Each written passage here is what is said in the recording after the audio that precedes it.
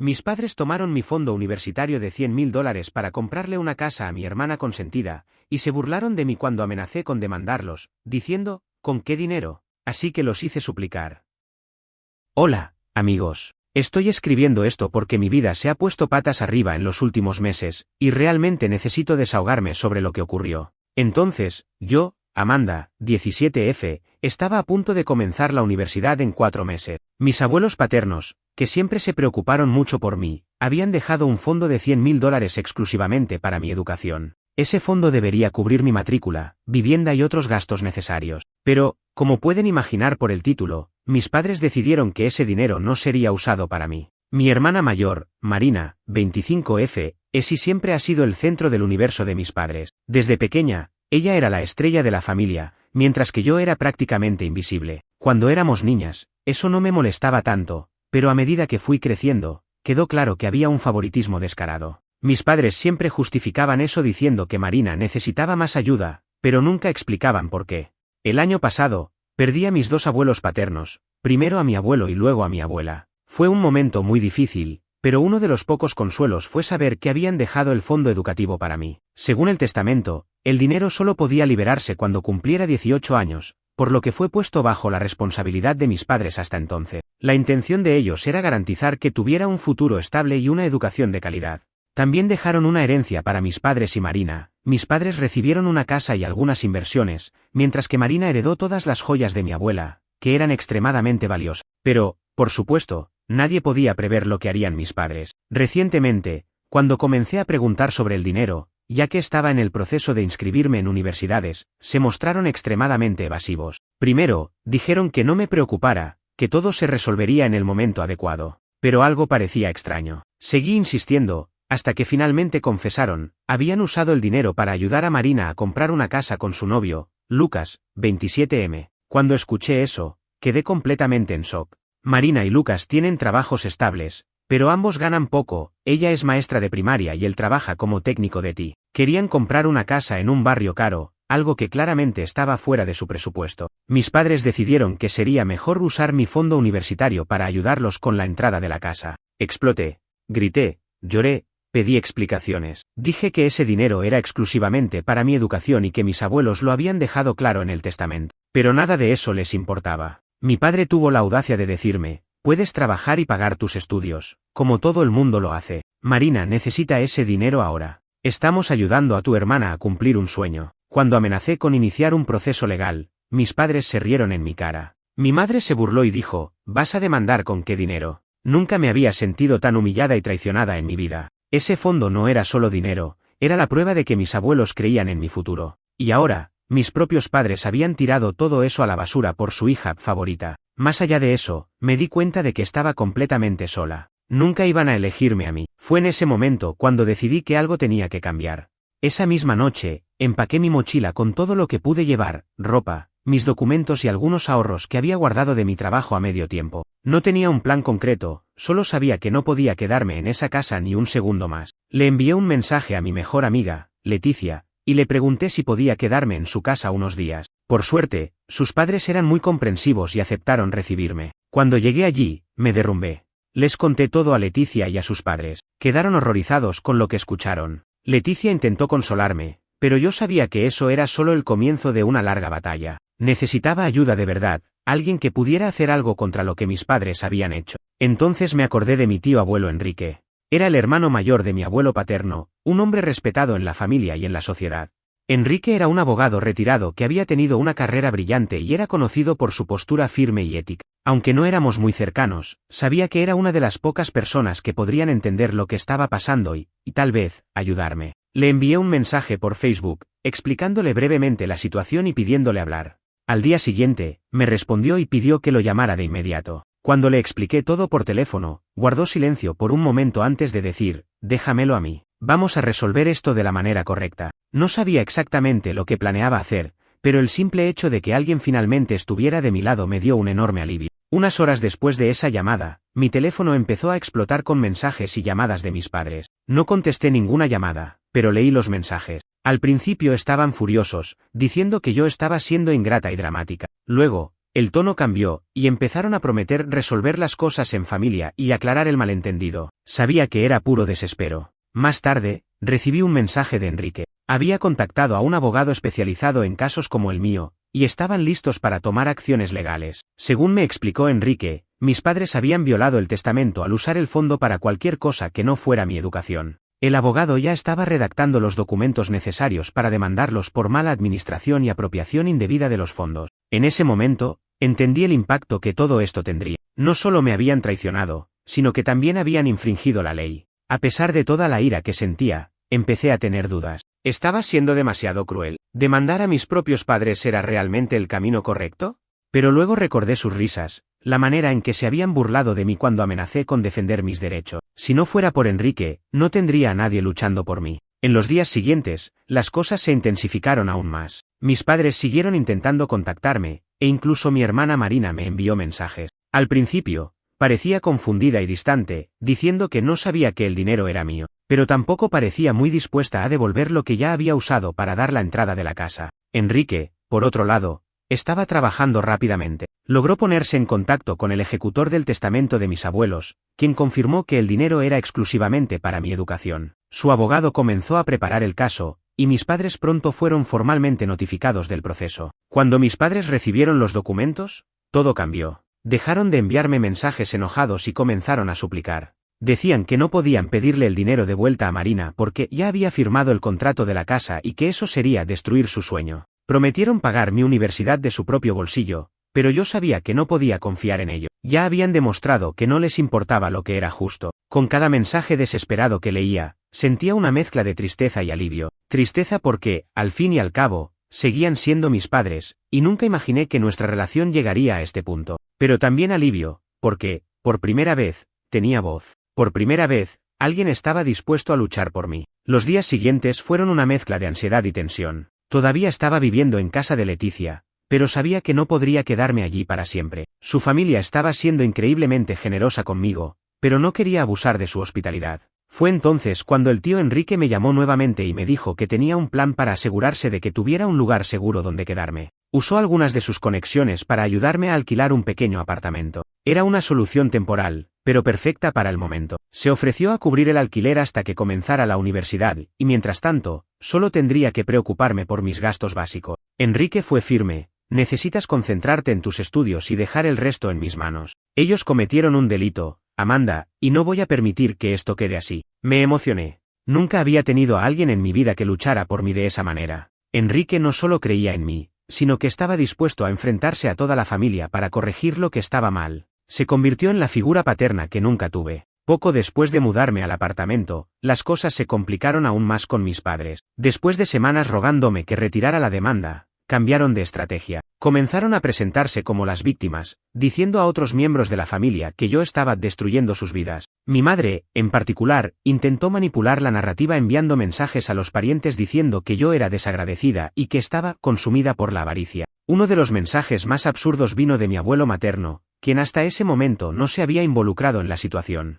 Escribió un largo correo electrónico diciendo que estaba actuando como una adolescente mimada y que mis padres solo intentaban ayudar a Marina a construir un futuro. No me contuve. Respondí fríamente: con todo respeto, el dinero no era suyo para decidir qué hacer con él. Y si estaban tan preocupados por el futuro de Marina, podrían haber usado su propia herencia. Después de eso, bloqueé su dirección de correo. Mientras tanto, Enrique seguía avanzando con el proceso. Él y su abogado contactaron directamente al ejecutor del testamento, quien confirmó una vez más que el fondo era exclusivamente para mi educación. Enrique también explicó que, si mis padres no devolvían el dinero, podrían enfrentarse a serias sanciones legales, incluyendo devolver el fondo con interés. La presión comenzó a surtir efecto. Recibí un mensaje de Marina por primera vez desde que comenzó todo esto. Decía que no tenía idea de que el dinero era originalmente mío y que creía que nuestros padres simplemente la estaban ayudando porque tenían recursos de sobra. Dijo que lo sentía mucho, pero que no tenía forma de devolver el dinero, ya que la casa ya estaba en proceso de compra.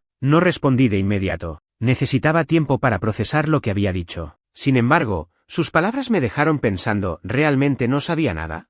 ¿O solo estaba tratando de limpiar su conciencia ahora que todo estaba derrumbándose? Unos días después, tuvimos nuestra primera sesión de mediación. Mis padres, Marina El abogado de Enrique y yo participamos en una reunión virtual para intentar llegar a un acuerdo antes de que el caso fuera llevado a los tribunales. Fue un momento extremadamente tenso. Mis padres parecían nerviosos y abatidos, mientras que Marina apenas dijo nada. Comenzaron repitiendo el mismo discurso de siempre, que Marina necesitaba ese dinero más que yo y que ellos pagarían mi universidad directamente. Pero dejé claro que eso no era aceptable. El dinero era mío, dejado por mis abuelos para mí, y no confiaba en ellos para administrarlo. Dije frente a todos, ustedes no pensaron 2 veces antes de perjudicarme. Ahora tendrán que enfrentar las consecuencias. Mis padres intentaron apelar a lo emocional, diciendo que la demanda estaba destruyendo nuestra familia y que yo estaba siendo extremadamente dura. Pero Enrique intervino, cortando cualquier intento de manipulación. Dijo, Amanda no está destruyendo nada. Ustedes hicieron esto solos cuando decidieron violar la confianza del testamento.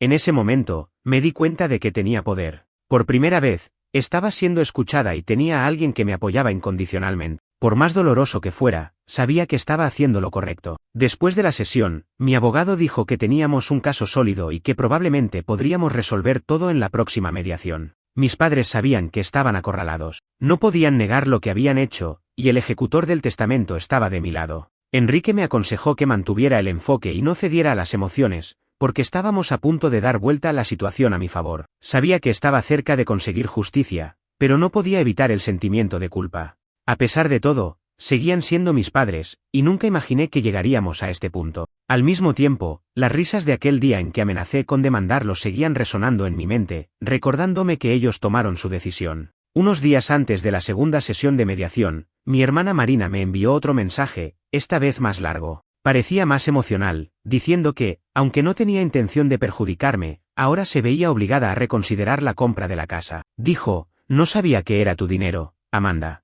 Pensé que nuestros padres solo estaban ayudando, como siempre lo han hecho. No fue mi intención quitarte nada. Aunque fue bueno escuchar eso, también sentí rabia. Como no sabía, nuestros padres habían violado el testamento en su beneficio, y lo mínimo que podría haber hecho era preguntar de dónde venía el dinero. Le respondí educadamente, pero con firmeza, Marina, entiendo que no sabías, pero eso no cambia lo que pasó. Ese dinero era mío, y ahora lo necesito para garantizar mi futuro. No es nada personal contra ti, pero no voy a renunciar a él. Ella leyó el mensaje, pero no respondió. Cuando comenzó la segunda sesión de mediación, sentí que mis padres estaban aún más desesperados. Empezaron a ofrecer propuestas absurdas, pagar mi universidad mes a mes, darme una pequeña parte del fondo o incluso incluirme en un posible fondo familiar que planeaban crear en el futuro. Rechacé todas las propuestas. Dejé en claro, no es una cuestión de concesiones. Es mi derecho. Ese dinero fue dejado para mí, y no acepto menos que el monto total. El abogado de Enrique fue directo al grano, reforzando que estábamos listos para ir a los tribunales si no se llegaba a un acuerdo justo.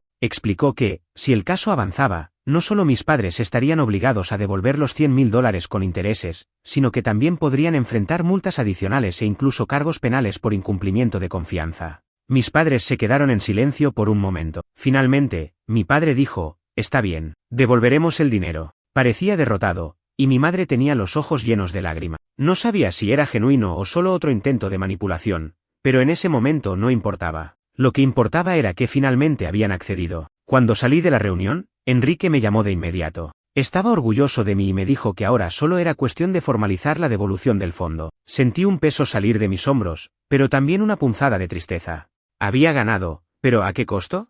La relación con mis padres estaba completamente destruida. Sinceramente, no sabía si algún día sería posible repararla. Unas horas después, recibí un mensaje inesperado de Marina. Decía que, tras hablar con nuestros padres, ellos le habían pedido el dinero de vuelta. Parecía devastada, pero, para mi sorpresa, no estaba enojada conmigo. Dijo, entiendo por qué hiciste esto, Amanda. Solo espero que algún día podamos entendernos de nuevo. Fue un momento extraño. No sentí rabia ni alivio, solo un vacío. Después de eso, las cosas empezaron a estabilizarse. Mis padres devolvieron el dinero íntegramente al fondo, y Enrique se aseguró de que todo se hiciera correctamente para evitar nuevos problemas. A pesar de toda la tensión, no volví a hablar con mis padres. No intentaron contactarme, y yo tampoco sentí la necesidad de hacerlo. Marina, por otro lado, mantuvo un contacto breve y cordial. Aunque nunca habíamos sido muy cercanas, fue un pequeño alivio saber que no me culpaba completamente por lo ocurrido. Poco tiempo después, volví a concentrarme en mis solicitudes para la universidad.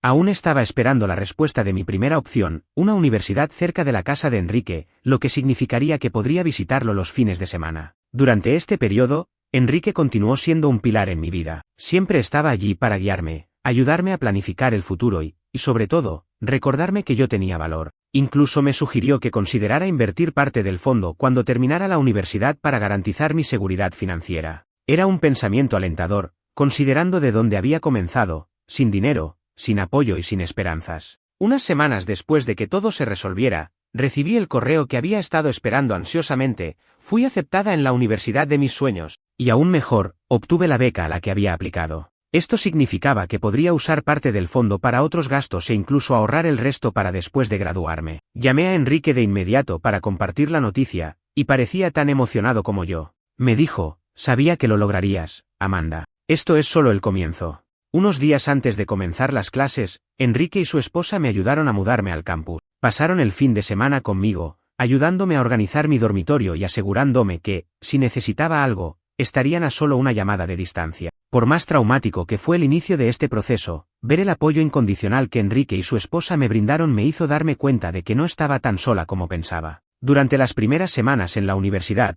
mi vida comenzó a cambiar por completo. Hice amigos, participé en actividades del campus y comencé a sentirme verdaderamente libre por primera vez. Mi habitación era pequeña, y compartía el espacio con una compañera que rápidamente se convirtió en una buena amiga. No era lujoso, pero era mío. Y eso era todo lo que necesitaba. Mis padres, por otro lado, aún no habían intentado restablecer contacto. No es que estuviera esperando eso. Después de todo lo que pasó, sabía que, si algún día queríamos reconstruir algún tipo de relación, tomaría tiempo, y dependería de que ellos aceptaran la responsabilidad de lo que hicieron. En el fondo, aún estaba herida, pero también estaba aprendiendo a dejar eso atrás. Marina, sin embargo, continuó contactándome ocasionalmente. Hace poco me envió un mensaje diciendo que estaba viviendo de alquiler nuevamente, ya que tuvo que devolver el dinero de la entrada de la casa. No parecía resentida, pero admitió que aún le costaba aceptar la decisión de nuestros padres. Me pusieron en una posición horrible, me dijo. Le respondí que lamentaba lo que ocurrió, pero que no era mi culpa. Ella estuvo de acuerdo, y, por primera vez, sentí que había espacio para una conversación real entre nosotras. Unos meses después, durante las vacaciones, Enrique me invitó a pasar un tiempo en su casa. Me dijo que sería bueno salir un poco del ambiente del campus y relajarme con él y su esposa. Acepté, y fue uno de los momentos más tranquilos que he tenido en los últimos años. Durante la visita, me dio un consejo que nunca olvidaré. Tu vida apenas está comenzando, Amanda. Todo lo que pasaste fue difícil, pero te hizo más fuerte. No dejes que las acciones de otros definan lo que puedes lograr. Esas palabras se quedaron conmigo. Enrique tenía razón. Por más difícil que fuera lo que hicieron mis padres, no podía permitir que eso controlara el resto de mi vida. Tenía un futuro por delante, y, por primera vez, sentía que estaba a mi alcance. Hoy, han pasado unos meses desde el inicio de toda esta confusión. Estoy cursando mi carrera universitaria y me va muy bien. Incluso conseguí una pequeña pasantía remunerada en el campus, lo que me da una independencia financiera que nunca imaginé tener. Además, todavía tengo gran parte del fondo guardado, gracias a la beca. Saber que tengo esa seguridad financiera me da una paz que antes parecía imposible. Mi relación con Marina ha mejorado un poco. Aún no somos cercanas, pero nuestras conversaciones son amigables y respetuosas. Con mis padres, aún no hay contacto. A veces me pregunto si algún día eso cambiará, pero, por ahora, prefiero mantener mi distancia. Me demostraron que sus prioridades siempre estarán con Marina, y simplemente no puedo volver a confiar en ello. En cuanto a Enrique, se ha convertido en la persona más importante de mi vida.